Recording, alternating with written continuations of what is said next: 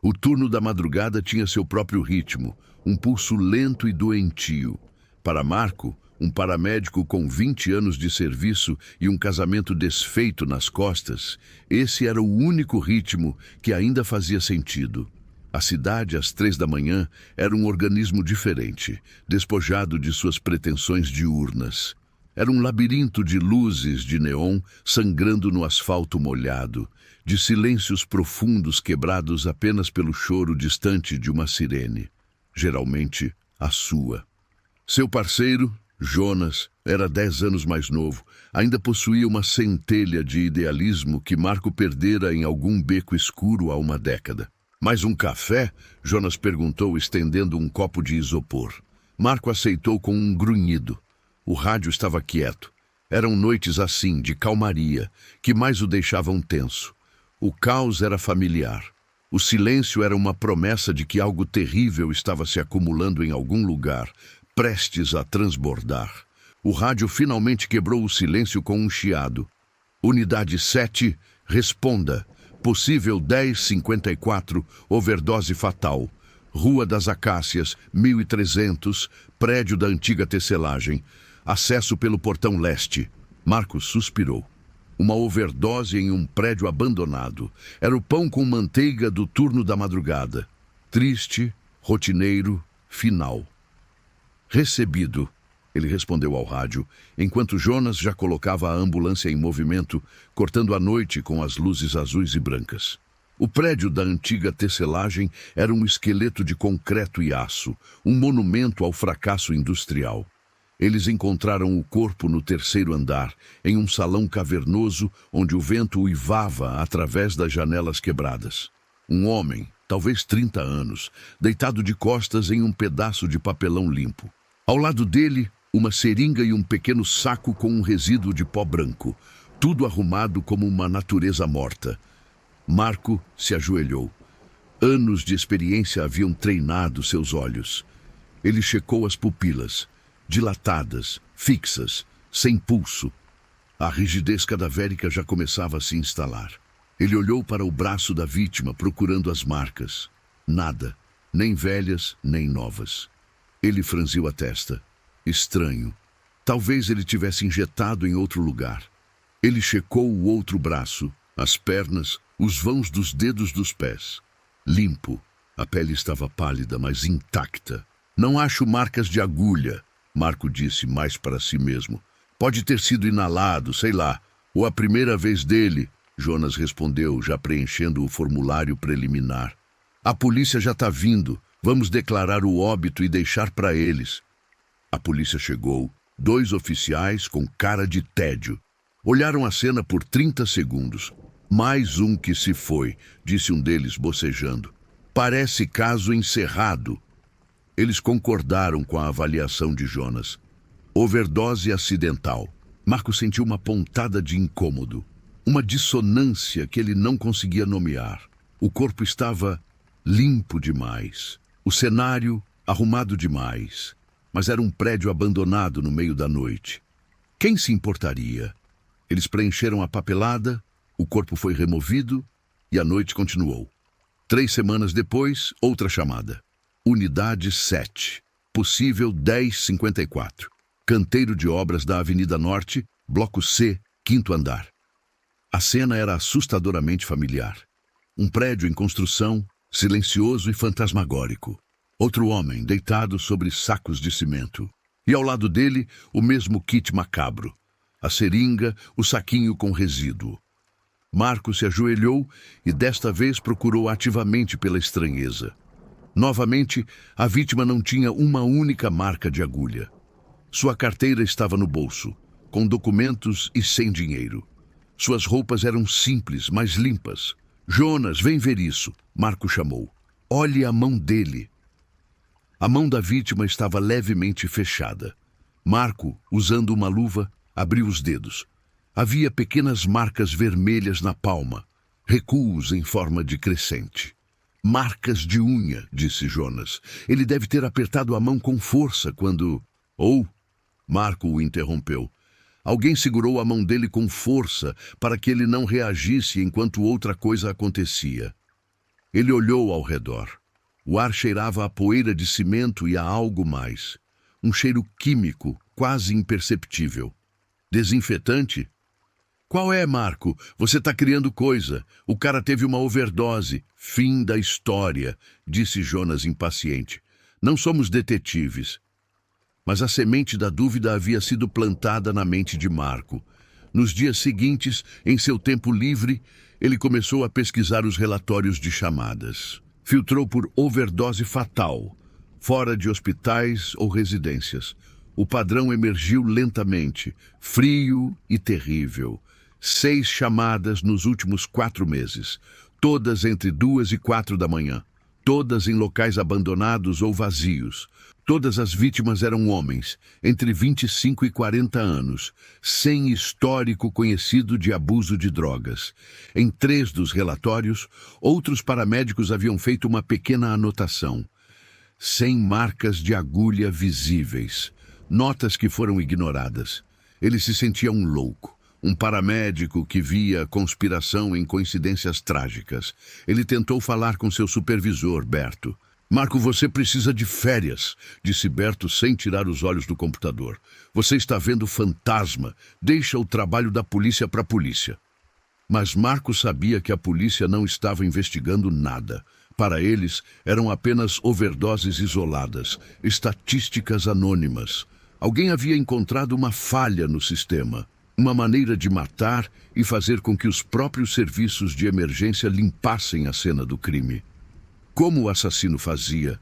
Gás? Veneno? E por que chamar uma ambulância? A resposta o atingiu com uma clareza nauseante. Para obter uma declaração de óbito oficial de uma fonte médica. Para que os paramédicos e depois a polícia contaminassem a cena com suas botas, suas luvas, sua pressa, obliterando qualquer vestígio sutil. A chamada para o 192 não era um pedido de socorro, era a etapa final do assassinato. Era uma chamada de limpeza. A noite em que tudo mudou começou como as outras. Chuvosa, fria.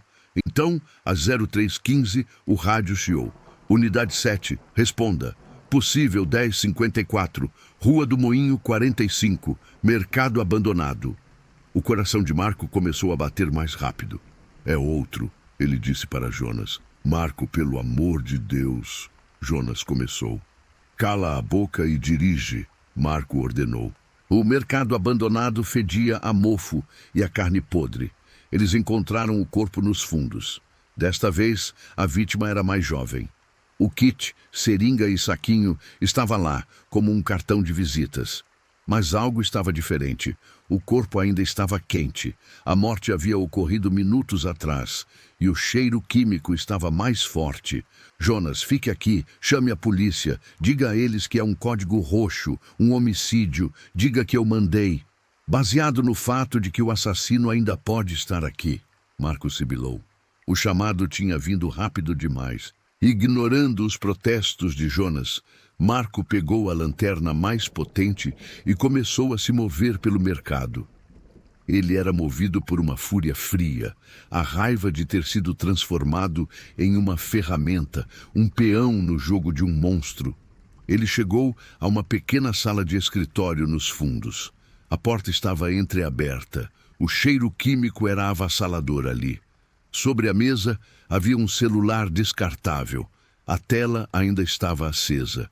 Era o telefone que havia feito a chamada. Ao lado dele, uma pequena maleta de metal. Com o coração na boca, Marco abriu a maleta. Dentro havia um kit assustadoramente organizado. Celulares descartáveis, luvas cirúrgicas, frascos de um líquido transparente e seringas, idênticas às que ele encontrava nas cenas do crime. Eram seringas de cloreto de potássio. A overdose era apenas um teatro para enganar os olhos apressados. Um barulho atrás dele. Marco se virou, erguendo a lanterna. A luz encontrou um homem parado na porta. Ele era normal. Tão assustadoramente normal. Usava um uniforme de segurança genérico sem logo. Tinha um rosto esquecível. Você é rápido, disse o homem, a voz calma, sem emoção. Eu não esperava que um de vocês fosse tão diligente. Por quê? Marco conseguiu dizer, a boca seca. Por quê? O homem repetiu. Porque a cidade está suja, doente, e ninguém faz a limpeza direito. Eu faço. Eu escolho aqueles que ninguém vai sentir falta e uso o sistema para limpar minha sujeira. E vocês? Vocês são os melhores.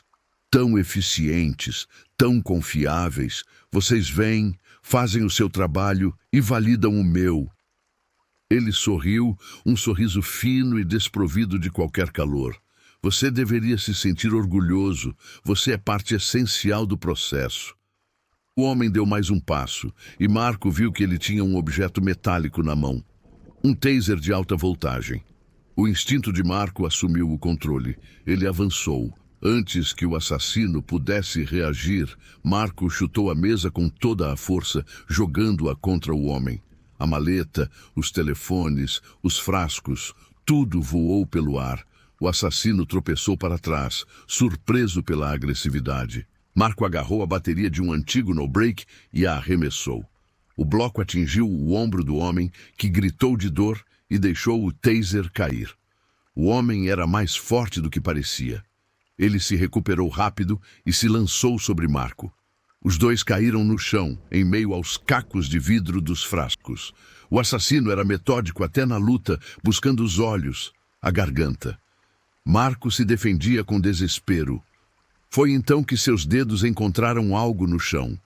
Um caco de vidro grande e afiado. Sem pensar, ele o agarrou e golpeou a lateral do corpo do assassino. O homem urrou e seu aperto afrouxou por um instante. Foi o suficiente. Marco o empurrou para longe, levantou-se e correu para fora do escritório, gritando o nome de Jonas. Ele ouviu passos apressados atrás de si. O assassino o estava alcançando. Marco tropeçou em uma pilha de entulho e caiu. Ele rolou, esperando o golpe final. Mas o que veio foi o som de sirenes, cada vez mais alto. Jonas tinha obedecido. A polícia estava ali. O assassino parou, pego no meio do corredor pelos fachos de luz. Então ele se virou e correu para a escuridão dos fundos do mercado, desaparecendo como um rato. Semanas depois, a vida de Marco era um borrão de depoimentos. O assassino, um ex-técnico de segurança, foi pego 2 dias depois. Em seu apartamento, a polícia encontrou uma lista. Uma lista de limpeza. Havia mais de 20 nomes nela. Os 6 que Marco identificou eram apenas o começo. Naquela noite, de volta à ambulância, Marco olhava a cidade passar. Jonas dirigia em silêncio. O rádio chiou, chamando-os para uma overdose. Desta vez, em um apartamento. Uma chamada real. Quando entraram, a cena era o caos habitual. Sujeira, desespero, a tragédia nua e crua. Não havia nada de limpo ali. Era real. Marco se ajoelhou ao lado do corpo, começando o procedimento. Mas algo dentro dele havia mudado para sempre. Ele era uma testemunha. Ele tinha olhado para a falha no sistema, para a escuridão que se escondia sob a rotina, e ela tinha olhado de volta. O pulso da cidade continuava, lento e doentio. Mas agora, para Marco, cada silêncio entre as chamadas não era mais uma promessa de caos. Era uma pergunta.